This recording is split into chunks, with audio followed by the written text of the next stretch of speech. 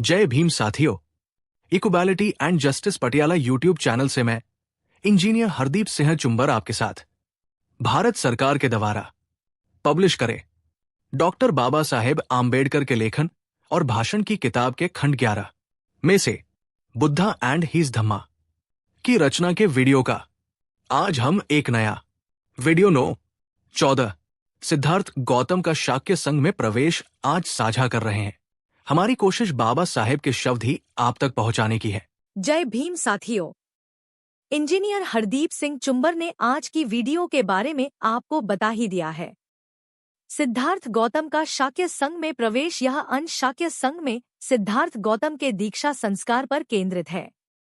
सिद्धार्थ के 20 वर्ष के होने पर यह अनिवार्य था कि वे शाक्य संघ के सदस्य बने, जिसके लिए उनके पिता शुद्धोदन ने पुरोहित को एक सभा आयोजित करने को कहा। कपिलवस्तु के संथागर नामक संघ भवन में सभा हुई, जहां सेनापति ने सिद्धार्थ को सदस्य बनाने का प्रस्ताव रखा। यह प्रस्ताव 3 बार निर्विरोध पारित हुआ, जिससे उनकी सदस्यता विधिवत घोषित हो गई। इसके बाद पुरोहित ने संघ के सदस्य के कर्तव्यों का विस्तार से वर्णन किया, जिसमें शाक्यों के हितों की रक्षा करना और संघ की सभाओं में उपस्थित रहना शामिल था। अंत में पुरोहित ने उन कार्यों को भी स्पष्ट किया जिनके कारण कोई सदस्य अपनी सदस्यता खो सकता था, जैसे व्यभिचार या हत्या, और सिद्धार्थ ने इन सभी नियमों का पालन करने का आश्वासन दिया। बाबा साहेब ने इस रचना के प्रत्येक वाक्य क्रमांकित करते हुए सभी वाक्य को एक नंबर दिया है।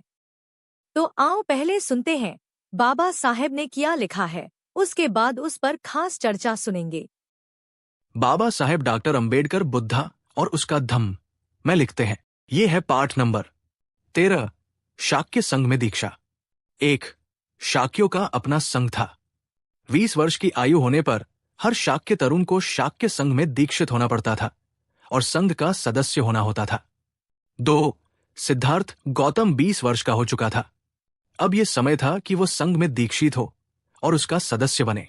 3, शाक्यों का अपना एक संघ भवन था, जिसे वो संथागर कहते थे। ये कपिलवस्तु में ही था। संघ सभाएं संथागर में ही होती थी। 4, सिद्धार्थ को संघ में दीक्षित कराने के लिए शुद्धोदन ने शाक्य पुरोहित को संघ की एक सभा बुलाने के लिए कहा। 5, तदनुसार कपिलवस्तु में शाक्यों के संथागर में संघ एकत्रित हुआ। 6, सभा में पुरोहित ने प्रस्ताव किया कि सिद्धार्थ को संघ का सदस्य बनाया जाए। 7, शाक्य सेनापति अपने स्थान पर खड़ा हुआ और उसने संघ को संबोधित किया। शाक्य कुल के शुद्धोदन के परिवार में उत्पन्न गौतम संघ का सदस्य बनना चाहता है। उसकी आयु पूरे 20 वर्ष की है और वो हर तरह से संघ का सदस्य बनने के योग्य है। इसलिए मेरा प्रस्ताव है कि उसे शाक्य संघ का सदस्य बनाया जाए। यदि कोई इस प्रस्ताव के विरुद्ध हो तो बोले। 8, किसी ने प्रस्ताव का विरोध नहीं किया। सेनापति बोला, मैं दूसरी बार भी पूछता हूं कि यदि कोई प्रस्ताव के विरुद्ध हो तो बोले।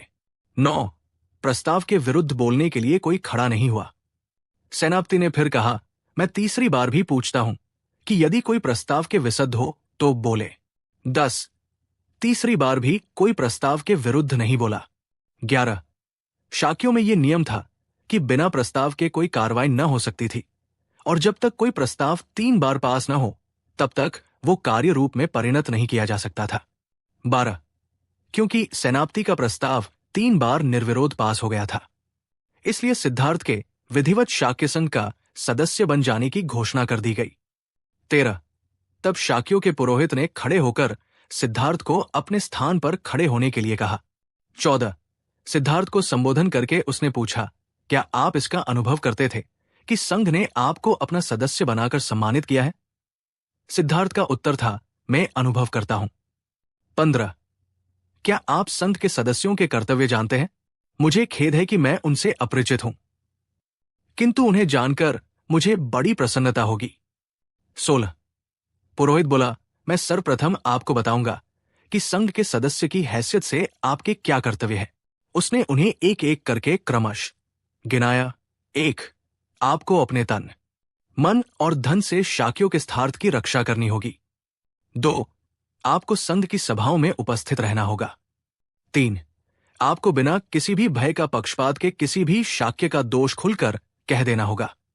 4. यदि आप पर कभी कोई दोषारोपण किया जाए तो आपको क्रोधित नहीं होना होगा। दोष होने पर अपना दोष स्वीकार कर लेना होगा। निर्दोष होने पर वैसा कहना होगा। 17. इसके आगे पुरोहित ने कहा, मैं आपको बताना चाहता हूं कि क्या करने से आप संघ के सदस्य न रह सकेंगे। क. व्यभिचार करने पर आप संघ के सदस्य न रह सकेंगे। ख. किसी की हत्या करने पर आप संघ के सदस्य न रह सकेंगे। ग. चोरी करने पर आप संघ के सदस्य न रह सकेंगे। घ. झूठी साक्ष्य देने पर आप संघ के सदस्य न रह सकेंगे। 18. सिद्धार्थ का उत्तर था, मान्यवर, मैं आपका कृतज्ञ हूं कि आपने मुझे संघ के नियमों से परिचित कराया। मैं आपको विश्वास दिलाता हूं कि मैं उनके अर्थ और व्यंजन सहित उन्हें पालन करने का प्रयास करूंगा। सिद्धार्थ गौतम का नाम सुनते ही हमारे मन में क्या आता है? बोधि वृक्ष के नीचे बैठे एक शांत ज्ञानी महात्मा की तस्वीर, है ना? पर क्या कभी सोचा है कि बुद्ध बनने से बहुत बहुत पहले एक नागरिक के तौर पर, एक राजकुमार के रूप में सिद्धार्थ किन वचनों में बंधे थे? आज हम उनके जीवन के इसी अनछुए पहलू पर बात करने वाले हैं, उनकी दीक्षा और वो शपथ जो उन्हें लेनी पड़ी थी। तो सवाल ये है कि उस महान आध्यात्मिक यात्रा पर निकलने से पहले, जिसने पूरी दुनिया को बदल दिया, एक राजकुमार और शाक्य वंश के सदस्य होने के नाते सिद्धार्थ को अपने लोगों से आखिर क्या वादा करना पड़ा था? ये कहानी उनके जीवन का वो पहलू है जिसके बारे में सच कहूं तो बहुत कम बात होती है। तो कहानी की शुरुआत होती है जब सिद्धार्थ 20 साल के हुए। अब देखिए, शाक्य वंश के हर नौजवान के लिए ये एक बहुत बड़ा मोड़ थी। इस उम्र में उन्हें अपने शाक्य संघ, मतलब कि अपनी शासकीय सभा में शामिल होना पड़ता था। और ये कोई मामूली रस्म नहीं थी, बिल्कुल नहीं। ये वो पल था जब एक नौजवान अपने समाज का, कह सकते हैं कि एक फुल फ्लेश्ड मेंबर बनता था, अपनी सारी जिम्मेदारियों और हक के साथ। जी हाँ, ठीक 20 साल। ये वो उम्र थी, वो दहलीज थी जिसे हर शाक्य नौजवान को पार करना ही होता था। और राजकुमार होने से कोई छूट नहीं मिलती थी, वो भी कोई अपवाद नहीं थे। असल में ये उनके शाही बुलबुले से बाहर निकलकर एक नागरिक की जिम्मेदारियों वाली दुनिया में पहला कदम था। अच्छा, अब इस पूरे प्रोसेस को समझने के लिए 2 शब्द जानना बहुत जरूरी है। पहला है शाक्य संघ। ये सिर्फ कोई कमिटी नहीं थी, बल्कि शाक्यों की जो रिपब्लिकन स्टाइल सरकार थी, उसका दिल था। मतलब ये कि यहाँ राजा का हुक्म नहीं चलता था, बल्कि सभी सदस्यों का मिलकर लिया गया फैसला ही कानून था। और दूसरा शब्द है संथागर। ये वो बड़ा सा भव्य सा हॉल था जहाँ ये सारे फैसले लिए जाते थे। और कपिलवस्तु का यही संथागर इस ऐतिहासिक दिन का गवाह बनने वाला था। तो अब मंच पूरी तरह से तैयार था। राजा शुद्धोधन ने जाहिर है अपने बेटे के भविष्य को ध्यान में रखते हुए शाक्य पुरोहित से बात की और उस औपचारिक प्रक्रिया को शुरू करने को कहा जो सिद्धार्थ के जीवन को हमेशा के लिए एक नई दिशा देने वाली थी। जरा उस पल की कल्पना कीजिए। संथाघर में एकदम सन्नाटा, और फिर शाक्य सेनापति की बुलंद आवाज गूंजती है, शाक्य कुल के शुद्धोधन के परिवार में उत्पन्न गौतम संघ का सदस्य बनना चाहता है। उसकी आयु पूरे 20 वर्ष की है और वो हर तरह से संघ का सदस्य बनने के योग्य है। इसलिए मेरा प्रस्ताव है कि उसे शाक्य संघ का सदस्य बनाया जाए। इन औपचारिक शब्दों में उस पल की पूरी गंभीरता छिपी हुई थी। ये एक राजकुमार के नागरिक बनने की आधिकारिक घोषणा थी जो पूरे संघ के सामने रखी जा रही थी। और यहाँ एक बहुत ही दिलचस्प बात पता चलती है, और वो है शाक्यों का वोटिंग का तरीका। देखिए, आज की संसदों में क्या होता है, सिंपल मेजॉरिटी से काम चल जाता है, पर शाक्यों का नियम था पूर्ण सहमति। मतलब कोई भी प्रस्ताव कानून तभी बनता था जब उसे 1 नहीं, 2 नहीं, बल्कि 3 बार सभा के सामने रखा जाए, और तीनों बार कोई भी एक भी सदस्य उसका विरोध न करे। सोचिए, यही उनकी शासन व्यवस्था की नींव थी। और बस इसी के साथ, बिना एक भी विरोधी आवाज के, एक राजकुमार अब आधिकारिक तौर पर एक नागरिक बन चुका था। संथागार में बैठे हर सदस्य की मौन सहमति से सिद्धार्थ को शाक्य संघ का हिस्सा घोषित कर दिया गया। लेकिन ये तो बस शुरुआत थी। कहानी का असली हिस्सा, असली परीक्षा तो अब शुरू होनी थी। तो ठीक है, सिद्धार्थ अब सदस्य तो बन गए, लेकिन अब बारी थी उस हिस्से की जो अधिकारों से कहीं ज्यादा कर्तव्यों के बारे में था। घोषणा के ठीक बाद शाक्य पुरोहित अपनी जगह से उठे और उन्होंने सिद्धार्थ से वही सवाल पूछा जो हर नए सदस्य से पूछा जाता था। पुरोहित ने पूछा, क्या आप संघ के सदस्यों के कर्तव्य जानते हैं? अब इस सवाल पर सिद्धार्थ का जो जवाब था ना, वो उनकी शख्सियत की गहराई दिखाता है। उन्होंने कहा, मुझे खेद है कि मैं उनसे अपरिचित हूं, पर उन्हें जानकर मुझे बहुत खुशी होगी। सोचिए, एक राजकुमार और इतनी विनम्रता, ये एक शिष्य का, एक सीखने वाले का भाव था, और ये दिखाता है कि उनमें महानता के बीज तो पहले से ही मौजूद थे। तब पुरोहित ने उन्हें संघ के 4 मुख्य कर्तव्य बताए। पहला था तन, मन और धन से शाक्य हितों की रक्षा करना। दूसरा, संघ की सभी बैठकों में हाजिर रहना। ये दोनों तो खैर समझ में आते हैं, लेकिन जो तीसरा कर्तव्य था वो शायद सबसे मुश्किल था। बिना किसी डर या तरफदारी के किसी भी शाक्य की गलती को सबके सामने रखना। जरा सोचिए, अपने ही किसी ताकतवर रिश्तेदार के खिलाफ बोलना पड़े। इसके लिए सिर्फ ईमानदारी नहीं, बल्कि गजब का कलेजा चाहिए था। और चौथा कर्तव्य, वो भी कुछ कम नहीं था कि अगर कोई आरोप लगे तो गुस्सा नहीं करना, अगर दोषी हो तो गलती मानना, और अगर निर्दोष हो तो शांति से अपनी बात रखना। मतलब पूरा आत्मनियंत्रण। तो ये तो हो गए कर्तव्य, यानी क्या करना है। अब बारी आई उन सीमाओं की जिन्हें लांघने की सजा संघ से निकाला जाना था। मतलब ये जानना भी उतना ही जरूरी था कि एक अच्छा नागरिक बनने के लिए क्या नहीं करना है। और ये 4 काम ऐसे थे जिनकी संघ में बिल्कुल कोई माफी नहीं थी। व्यभिचार, हत्या, चोरी और झूठी गवाही देना।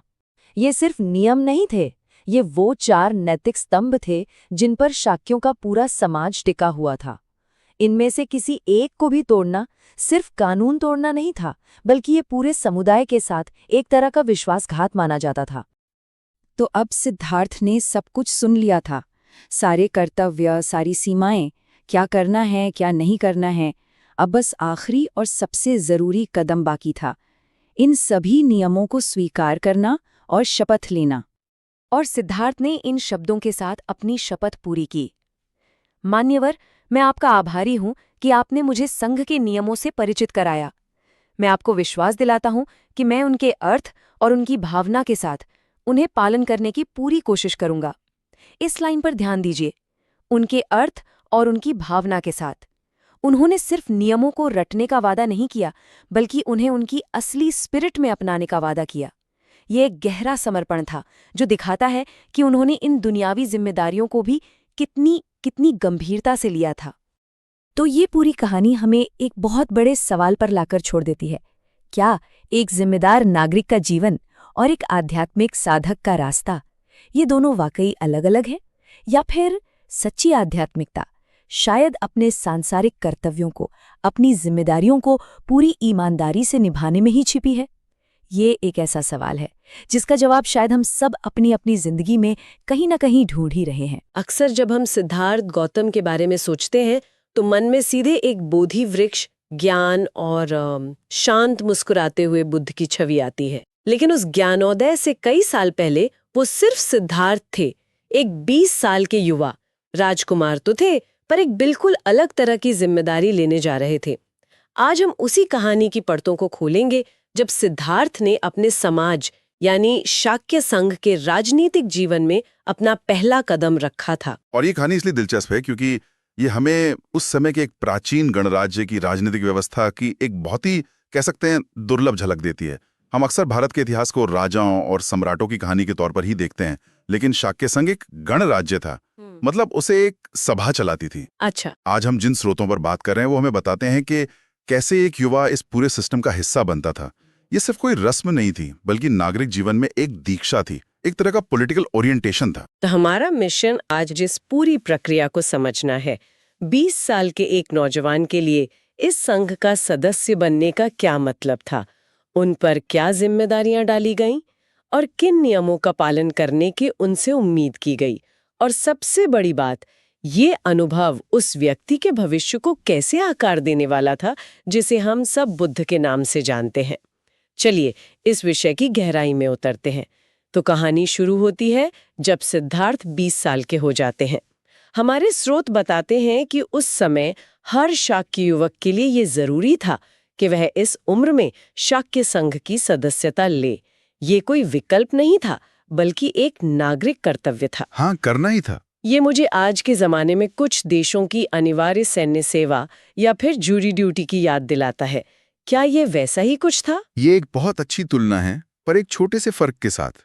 देखिए, अनिवार्य सैन्य सेवा में आप राज्य की सेवा करते हैं, लेकिन यहाँ आप राज्य बनने की प्रक्रिया में शामिल हो रहे थे। अच्छा। ये जो संघ था, ये कोई क्लब नहीं था, ये तो शाक्यों की संसद थी, उनकी सुप्रीम गवर्निंग बॉडी, जो कपिलवस्तु में उनके सभा भवन संथागर से काम करती थी। तो इसकी सदस्यता लेना मतलब सीधा सीधा शासन प्रशासन का हिस्सा बनना। ये एक युवा को एहसास दिलाने की प्रक्रिया थी कि अब तुम सिर्फ एक परिवार के सदस्य नहीं हो, बल्कि पूरे गणराज्य के एक जिम्मेदार नागरिक हो। ठीक है, तो ये एक बहुत बड़ी बात थी। तो इसकी प्रक्रिया कैसे शुरू हुई? जाहिर है सिद्धार्थ के पिता शुद्धोधन वो इसमें शामिल होंगे। बिल्कुल। शुद्धोधन ने शाक्य पुरोहित से संघ की सभा बुलाने का अनुरोध किया। सभा संथागर में इकट्ठी हुई और यहीं से औपचारिक प्रक्रिया शुरू हुई। अब यहाँ एक बहुत ही रोचक बात सामने आती है। सिद्धार्थ की सदस्यता का प्रस्ताव रखने का काम किसी राजनेता या पुरोहित ने नहीं किया, बल्कि शाक्य सेनापति ने किया। एक मिनट, सेनापति ने? ये थोड़ा अजीब नहीं है? एक नागरिक प्रक्रिया में सेना के प्रमुख का क्या काम? बिल्कुल। ये तो ऐसा हुआ जैसे किसी को संसद का सदस्य बनाने का प्रस्ताव देश का आर्मी चीफ रखे। इसका क्या महत्व था? अलग चीजें नहीं थी। हर नागरिक एक सैनिक भी था। संघ का सदस्य होने का मतलब था कि जरूरत पड़ने पर आपको गणराज्य की रक्षा के लिए हथियार भी उठाने पड़ सकते हैं। अच्छा, तो ये दोनों भूमिकाएं जुड़ी हुई थीं। हाँ, बिल्कुल। इसलिए सेनापति का प्रस्ताव रखना इस बात का प्रतीक था कि आप एक ऐसे समूह में शामिल हो रहे हैं जो राज भी करता है और रक्षा भी। ये दिखाता है कि उनकी सिविल और मिलिट्री लाइफ कितनी ज्यादा जुड़ी हुई थी। ये तो बहुत ही दिलचस्प है। तो सेनापति ने प्रस्ताव कैसे रखा? स्रोत हमें बताते हैं कि सेनापति अपनी जगह पर खड़े हुए और उन्होंने सभा को संबोधित किया। उन्होंने कहा कि शुद्धोधन के पुत्र गौतम, जिनकी उम्र 20 वर्ष है, संघ का सदस्य बनने के योग्य हैं और मेरा प्रस्ताव है कि उन्हें सदस्य बनाया जाए। बहुत सीधी और स्पष्ट बात। लेकिन असली प्रक्रिया इसके बाद शुरू होती है, जो उनकी लोकतांत्रिक भावना को दिखाती है। हाँ, वो 3 बार पूछे जाने वाला नियम है ना? बिल्कुल। सेनापति ने प्रस्ताव रखने के बाद सभा से पूछा, यदि कोई इस प्रस्ताव के विरुद्ध हो तो बोले। सभा में पूरी शांति रही। उन्होंने फिर कहा, मैं दूसरी बार भी पूछता हूं कि यदि कोई प्रस्ताव के विरुद्ध हो तो बोले। फिर भी कोई नहीं बोला। और अंत में मैं तीसरी बार भी पूछता हूं कि यदि कोई प्रस्ताव के विरुद्ध हो तो बोले। जब तीसरी बार भी कोई विरोध नहीं हुआ, तब जाकर प्रस्ताव को सर्वसम्मति से पारित मान लिया गया। ये प्रक्रिया सुनने में तो बहुत अच्छी लगती है, लेकिन क्या ये हमेशा काम करती होगी? मेरा मतलब है, अगर पूरी सभा किसी के पक्ष में हो, तो क्या किसी एक व्यक्ति में इतनी हिम्मत होगी कि वो खड़ा होकर विरोध करे? ये एक तरह का सामाजिक दबाव भी तो बना सकता है। ये एक बहुत ही महत्वपूर्ण और गहरा सवाल है। ये सिस्टम की सबसे बड़ी ताकत भी थी और शायद सबसे बड़ी कमजोरी भी। इसका आदर्श था सर्वसम्मति बनाना, बहुमत का शासन नहीं। ये सुनिश्चित करना कि कोई भी फैसला जबरदस्ती न थोपा जाए। लेकिन जैसा आपने कहा, इसका दूसरा पहलू ये है कि अगर समाज में खुलकर बोलने की संस्कृति ना हो तो ये मौन दबाव में भी बदल सकता है। स्रोत हमें आदर्श प्रक्रिया के बारे में बताते हैं, पर यह असल में कैसे काम करती थी, ये तो उस समय के सामाजिक ताने बाने पर ही निर्भर करता होगा। सही बात है। लेकिन ये विचार ही अपने आप में कितना शक्तिशाली है कि एक फैसले को सही मानने से पहले 3 बार असहमति का मौका दिया जाए। बात तो सही है। तो 3 बार की छुप्पी के बाद सिद्धार्थ आधिकारिक तौर पर संघ के सदस्य बन गए। लगता है मामला यहीं खत्म हो गया। लेकिन जैसा कि हम जानते हैं, सदस्यता मिलना एक बात है और उसे निभाना बिल्कुल दूसरी। इसके बाद उन्हें जिम्मेदारियों के बारे में बताया गया होगा। बिल्कुल। और ये प्रक्रिया एक तरह से नागरिक शिक्षा का बहुत सुंदर उदाहरण है। सदस्यता की घोषणा के बाद शाक्य पुरोहित खड़े हुए और उन्होंने सिद्धार्थ से खड़े होने को कहा।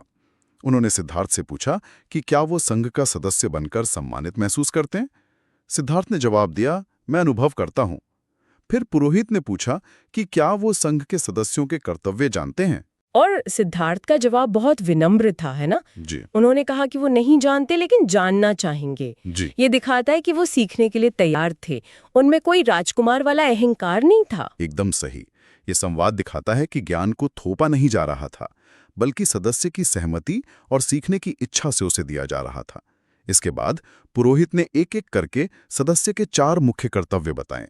ये सिर्फ नियम नहीं थे, बल्कि एक अच्छे नागरिक का घोषणा पत्र थे। पहला कर्तव्य था अपने तन, मन और धन से शाक्यों के हितों की रक्षा करना। ये तो समझ में आता है, समुदाय के प्रति पूरी तरह से समर्पित रहना। हाँ, ये बुनियादी है। दूसरा था संघ की सभाओं में नियमित रूप से उपस्थित रहना। ये भी एक बुनियादी नागरिक जिम्मेदारी थी। अगर आप चर्चा में शामिल ही नहीं होंगे तो गणराज्य चलेगा कैसे?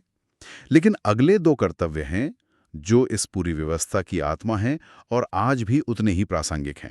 तीसरा कर्तव्य था बिना किसी डर या पक्षपात के किसी भी शाक्य के दोष को खुलकर बताना। और चौथा था यदि आप पर कोई दोष लगाया जाए तो क्रोधित न होना। ये दोनों तो एक ही सिक्के के 2 पहलू हैं। बिल्कुल। और जरा सोचिए, ये कितने क्रांतिकारी विचार हैं।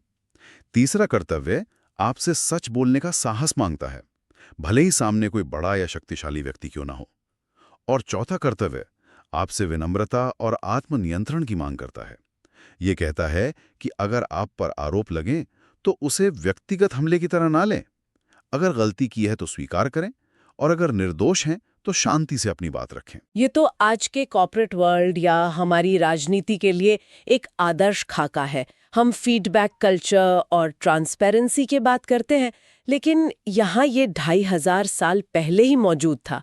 ये तो साइकोलॉजिकल सेफ्टी का एक प्राचीन संस्करण है, जहाँ लोग नतीजों के डर के बिना सच बोल सकते हैं और सुन सकते हैं। आपने बिल्कुल सही शब्द इस्तेमाल किया, साइकोलॉजिकल सेफ्टी। ये सिर्फ नियम नहीं थे, ये एक कल्चर बनाने की कोशिश थी।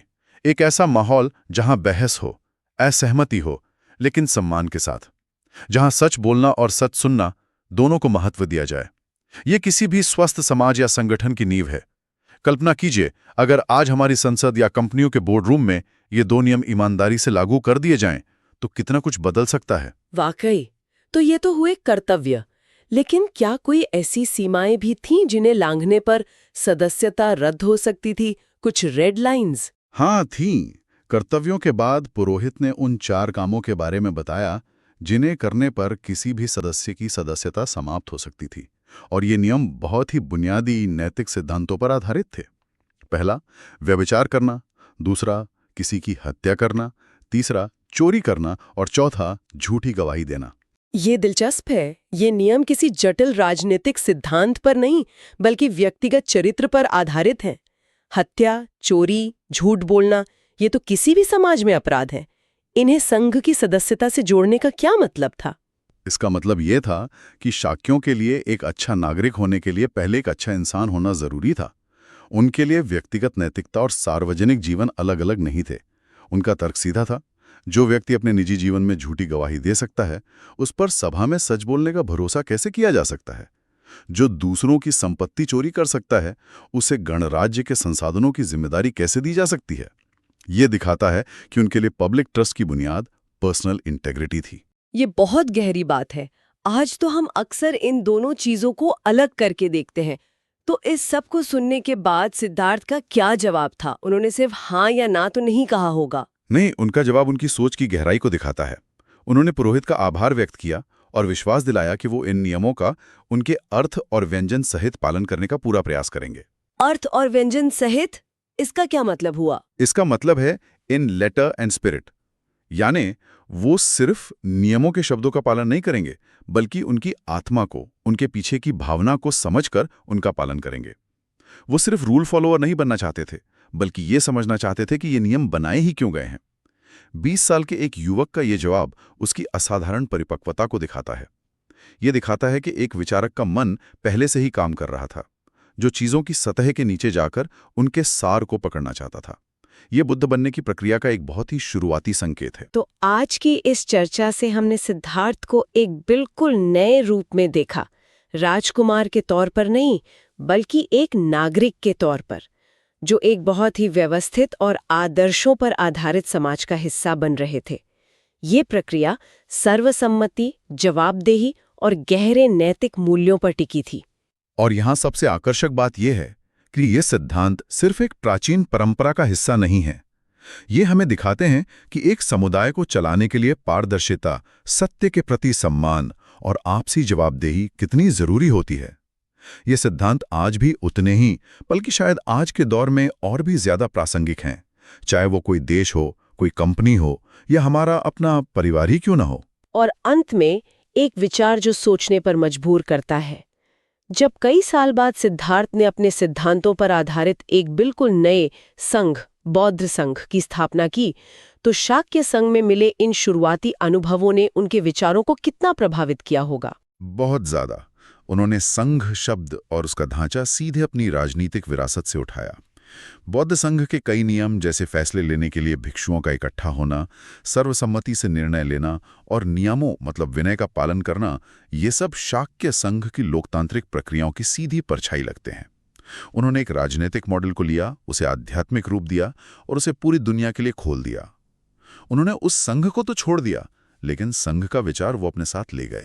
तो क्या हम ये कह सकते हैं कि बुद्ध के संघ की जड़ें कपिलवस्तु के उस संथागर में थीं, जहां एक 20 साल के युवक ने पहली बार नागरिकता और जिम्मेदारी का पाठ पढ़ा था? ये एक ऐसा सवाल है जिस पर आगे भी सोचा जा सकता है। आपने चुंबर साहब का बनाया वीडियो पूरा सुना। साथियों, धन्यवाद। उम्मीद है इससे आपकी जानकारी बढ़ी होगी। आप equality and justice Patiala YouTube channel के साथ जुड़े रहें। अगर आपको पसंद आए तो कृपया इसे लाइक, शेयर और कमेंट करें। हम रोजाना नॉलेज ऑफ कॉन्स्टिट्यूशन और बुद्धा एंड हिज धम्मा और बाबा साहेब के भाषण रोजाना साझा करते हैं। कृपया इस वीडियो को उनके साथ साझा जरूर करें। आपके पास वीडियो पहुंचती रहे तो आप चैनल को सब्सक्राइब जरूर करें। अब हमें अनुमति दें। जय भीम, जय भारत, जय संविधान। Please take care your own self.